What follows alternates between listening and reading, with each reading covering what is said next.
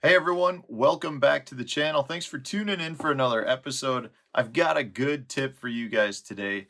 In the past, you've heard me talk a lot about inline spinners because they truly are one of the best fish catching tools that we've had for like 100 years at this point, not just for bass, for lots of different species. So I've got a tip for you today that if you're a bass angler, you might want to pay attention to because this is a combination between a swim bait, inline spinner that will catch you some fish in the nastiest of cover that you can find. So I want to share this with you. It's also going to save you a few bucks, so nothing wrong with that either. Before I do get into this tip and sharing it with you, I want to remind you of a couple of things. First, if you want to support the channel, please use my Tackle Warehouse affiliate link to make your tackle purchases. Link is in the description.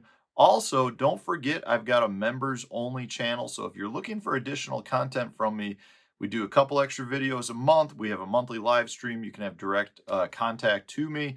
All of those are things that if you're interested in, check out the members only page as well. Okay, so let's get into this. You guys know that I am a big fan of inline spinners like this MEPS Bronze Slammer. This is actually the one that I used to film the video over the summer. The first time I got to use the Bronze Slammer, and I was so immensely impressed with it because of how well it held up and how many fish I caught. You can go back. I'll link that video at the end of this one. But I had an absolute blast on the water. So a couple of things. Since then, I've been throwing a lot of inline spinners this year. My boys have been throwing them because they catch a pile of fish. They throw like the smaller size 3. This is the size 5. The point being, we've gone through several of them. You know, we've had a couple where we've bent the hooks out, where we've rolled the hook points over, and it's just one of those things where once you've done that, they're kind of done, right? So instead of throwing them out, what I've gone ahead is cut the hook off so that I can reuse the spinner part. And one of the other baits I talk about on this channel somewhat is a snagless Sally. A snagless Sally is a Hildebrandt bait made for bringing through nasty cover, and it's still got a very strong following down in Florida. The thing that I don't like about the snagless Sally is some of the weed guards on it are not as good as I would like, and it still does get hung up. Now, I will tell you, this thing generates some strikes. But one thing that I've done is I've been taking my beaten up MEPS Bronze Slammers and I've been remaking them into a similar snagless Sally that I've had amazing success fishing through extremely thick weed cover up here in Wisconsin. So I'm making a couple of these up for myself to use down on Lake Okeechobee because I think they're going to be amazing. All I do, so like this one, I had a couple of hooks that were rolled over and bent out just from catching fish. So I cut the treble hook off, I add a split ring, and then in this case, I just added a Fusion 19. This is just one of their swim bait hooks with the keeper at the top. I'll put a link for all of these in the video description so you can see the exact components that I'm using.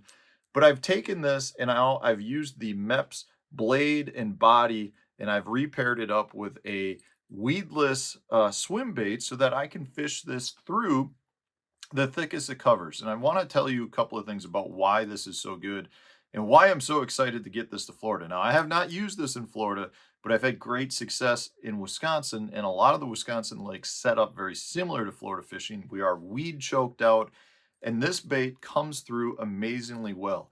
Now, I will tell you, I had better luck with the smaller size. So this is a size 3 blade compared to the size 5 blade. Now, I'm not saying the size 5 won't work. I just feel like the smaller blade comes through cover better. And that's one thing that we've seen on snagless Sallies. They generally run a smaller blade as well. But the key here is because the bait is running, or the bait is made in one vertical line, one straight line, this thing comes through cover straight ahead, right? So you're not like a spinner bait where you've got wire wings hanging off and getting caught on weeds. This will plow through your buggy whips or tules or bulrush, whatever you want to call them. It comes through hay grass. It comes through submerged grasses.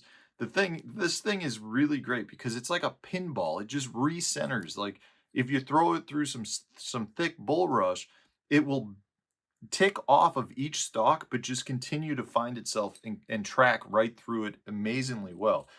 And if you pair it up with a good, hard, or stiffer material swim bait like this Berkeley Grass Pig or Reaction Innovations Skinny Dipper, those baits are meant to come through thicker grass. They're meant to be beaten up. A Gambler Big Easy is another great bait, which we all know are great baits down in Florida, especially in the spring. So when you pair that up with a little bit of flash of the MEPS Bronze Slammer blade, you get a combination that's really tough to beat.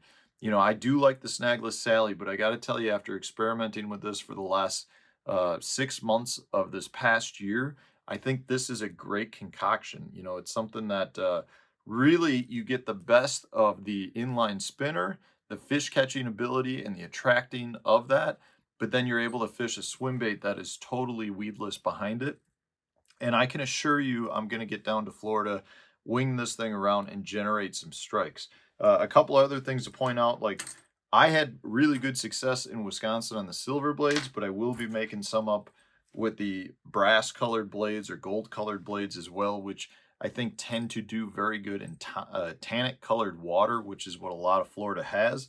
But it really allows you to fish a spinner bait slash swim bait in the most weedless manner and get it through the thickest cover. And I can assure you this is going to work down in Florida as it did work up here in Wisconsin. So not only can you save a few bucks by not tossing out your used inline spinners, you can salvage them and turn them into a weedless bait that will catch you a few extra fish. So don't be tossing out your beaten up bronze slammers or whatever inline spinners you like to throw, because you can still use them and turn them into a good fish catching tool. And I'm excited to get down to Okeechobee with these. So I got a few more of these to make up. I'm going to go ahead and do that. So I've got a handful of them when I get down there. Hopefully you enjoyed this tip. If you did, hit the like button, subscribe to the channel if you haven't done so already. Stay tuned. We'll have a new one coming out tomorrow for you.